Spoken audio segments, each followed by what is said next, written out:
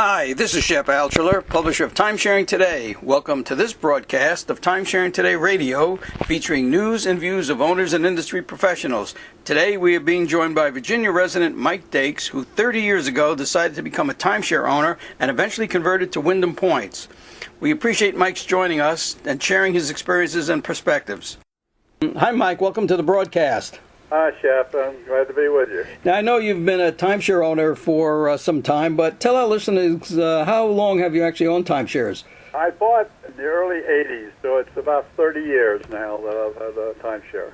So you were there in the pretty early stages, and how many timeshares do you own? Just the one. Originally, I bought in Williamsburg, the Fairfield Patriot Place, and then I changed. It was a deeded week, and then I changed it to Points, but I've been still associated with them. That's the only one I own. Tell us a little bit about how you decided to become a timeshare owner that early on. Well, I was in Williamsburg on business, and then we happened to stay at a place where they were having a promotion for timeshares. I knew a little bit about it, but at the time really didn't know that much, so I went to it. And initially we thought, well, my late wife and I thought, oh, it sounds like a good idea, but we're not that interested. But then the more we thought about it, it sounded like an opportunity to maybe do some vacationing that we wouldn't do otherwise. So we went back, and financially it sounded like a good idea. So that's what got us into it. Now, you've seen all the different changes that have taken place in the industry. Do you recall how long you've subscribed to Timesharing Today? Yeah, I'm not sure. It's been at least 10 or 15 years. It's been a long time. I've been reading, following it. How do you feel about the industry? Do you have positive feelings or negative feelings or a combination of things? Maybe you can tell us a little bit about that. Yeah, it's kind of a mixed bag. I think it's gotten even more complex and more complicated. There's so many different categories and so many different things you can do. I think other things have improved. I've traded and used my own timeshare for almost every year for the 30 years, and I have been very pleased with that end of it. My biggest concern, I think, is where do we go when it comes time when I can't vacation anymore? There's no exit strategy that I can see. Also, I've seen the prices increasing for exchanges. That has changed considerably to the point where it's quite expensive to exchange outside of my own, which is Wyndham, outside of that company. So those are two big things I've seen change. I think it's getting a better name. The facilities are really good. I've never had any problems with any of the places we've stayed. It's easier, I think, now to make exchanges than it was back when I first started. But there's so many different options out there right now. The whole system is very complicated to me. Yeah, and it does take a little bit of work to understand it, and sometimes people do get confused. But there are, resort or owners counselors that can help owners at the exchange companies when you're looking to make exchanges, to go through the process, and hopefully that's been helpful. How about the cost of owning? Has that been problematic for you because maintenance fees have gone up? You said the resorts are well maintained that you've gone to, and that takes money as the cost of refurbishment continues to rise every year. So you've been able to keep up with those changes? Yeah, the one that I have in Williamsburg, I think, has been probably one of the lower end cost-wise as far as maintenance fees. I only remember one time, and maybe twice in the 30 years that we've had a special assessment. About 4 or 5 years ago, they went in with a major renovation of the whole facility, and that obviously cost a lot of money. But it was not a big assessment, and so I can't complain as far as my ownership is concerned, especially when I talk to other owners from other places and find out what they're paying for maintenance fees. So what type of unit do you own, and give us an idea of what the annual maintenance fees are currently? Okay, right now I pay, the maintenance fee just went up to about, I think it's $80 a month, around $80 a month. I have a large lock out 1 week needed. Well, it's not a week anymore; it's points, and it went to that where I can sleep 8. I've been able to trade for large units that hold 8.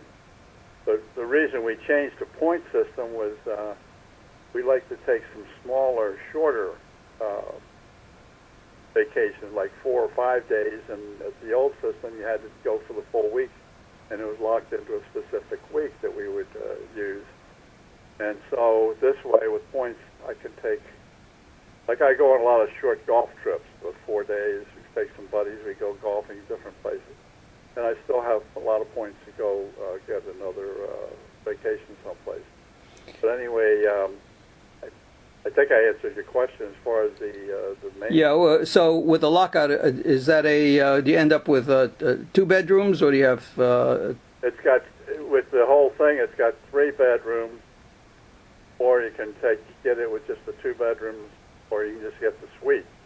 It basically comes down to where I've got two full weeks, the way it originally was set up, 2 full weeks, with one with a large unit, one with a smaller unit, or I could get a super large unit for a week.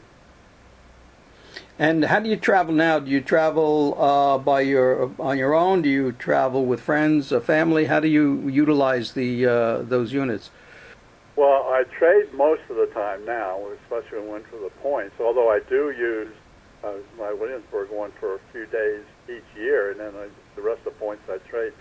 And my wife and I usually go on our own, although we have met with family and taken family with us. So we kind of do it both ways. Depends on who's available to go and what size unit we want to get and where people want to go. So we've kind of mixed it up. We've gone all over, everything from a small suite to something that sleeps 8 and 10 people. What kind of destinations have you discovered? Where have you gone? Oh, well, that's one of the reasons. That's another one of the reasons I like it. One of the positive things about it is going places I would never have gone to before. Visited a couple places in the Caribbean islands. Went to Mexico, a couple different places there. Several places in the United States. Most of mine I've stayed within the Wyndham system because I've gotten so many of them, and it doesn't cost me anything to trade them. And I had real good luck with making the trades. Plus, their facilities have always been top notch. So, you're a golfer, so tell us a little bit about some good quality golf vacations that you've had. Oh well, hit several places in North Carolina, which is a golf haven. We've gone to Myrtle Beach, Virginia, Williamsburg. Got a lot of. I go there. I have gone there quite a few times in the Williamsburg area, which is where I bought originally. So most of my stuff is in the southeast area, since I live in Virginia, and that's where my golfing buddies are. And then I've gone out to as far away as Colorado.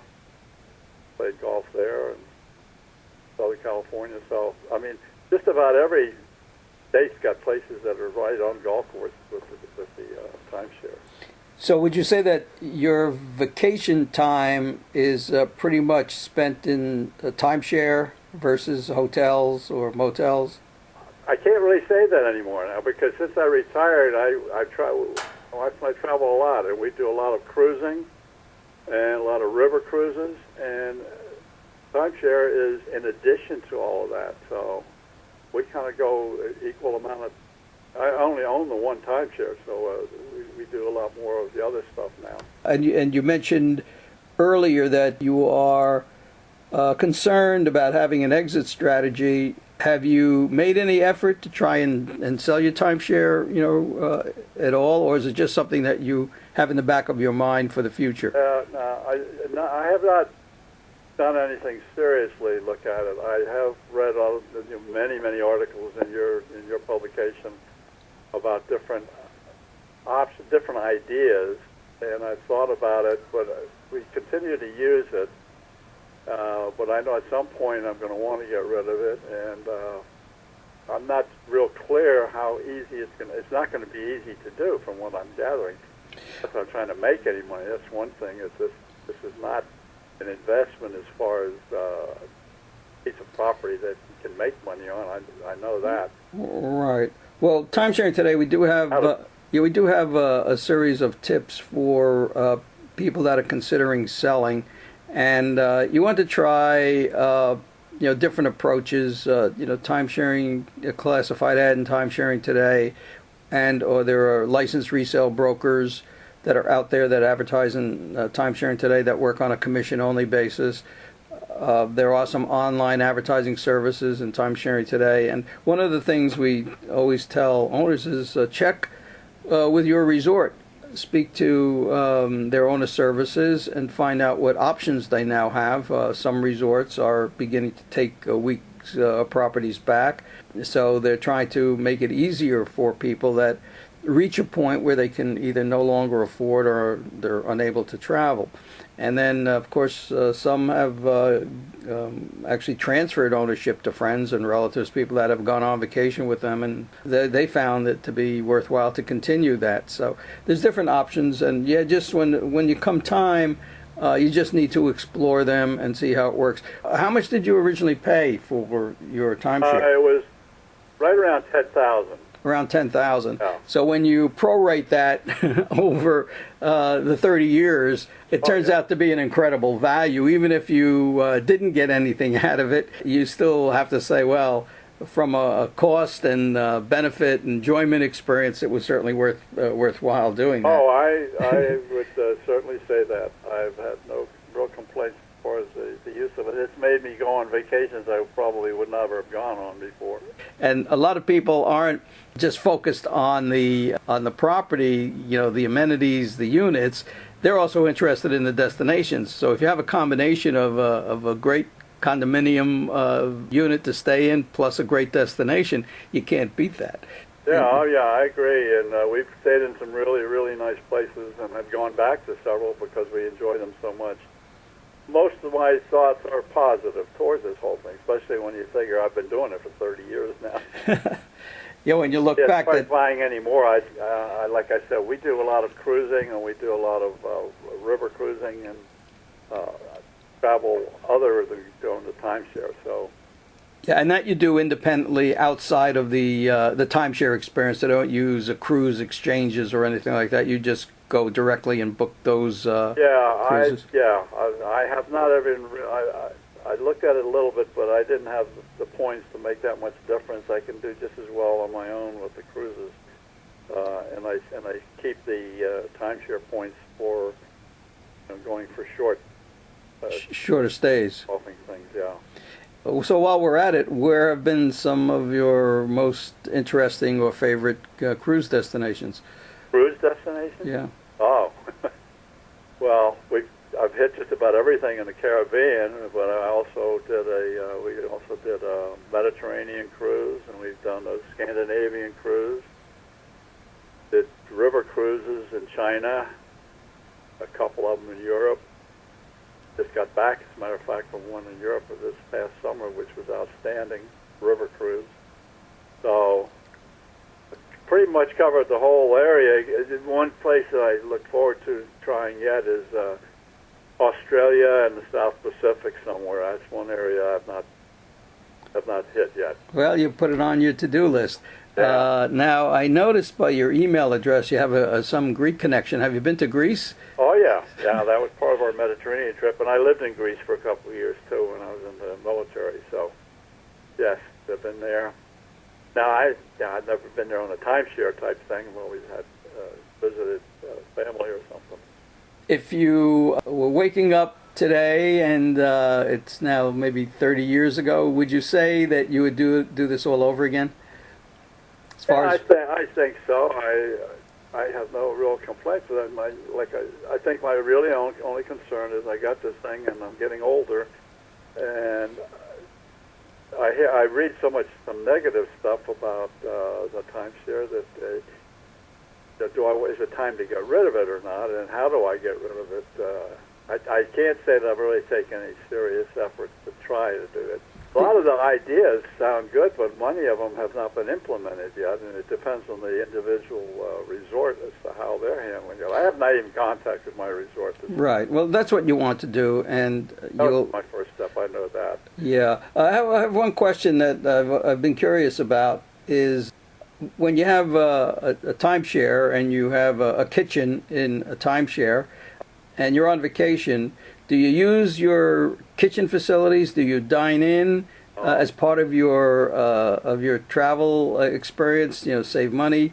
I've had a recent interview with somebody that said he was in the restaurant business and he really prefers to cook in most of the time. How do you utilize that kitchen? We will always have our breakfast there. We take stuff for breakfast, sometimes lunches, but usually our evening meals we'll eat out. And although there have been times when I've had my adult kids and grandkids, and they'll come and we will cook in. But usually the vacation is for everybody not to have to worry about any of that sort of stuff. So having the facility available is great because, like I said, we would have breakfast and lunches usually in the facility and then go out to dinner. So have you avoided going on timeshare presentations over these years? So many people go because they know they can pick up a gift and they just have to be prepared to go through a tour and an hour and a half or two of maybe a fairly intense sales presentation. Have you done that, or it's just not been within your interest to go on these presentations? At first I went on a couple of them and it got to the point where the hard sell stuff I wasn't interested in, and it wasn't worth my time to do it.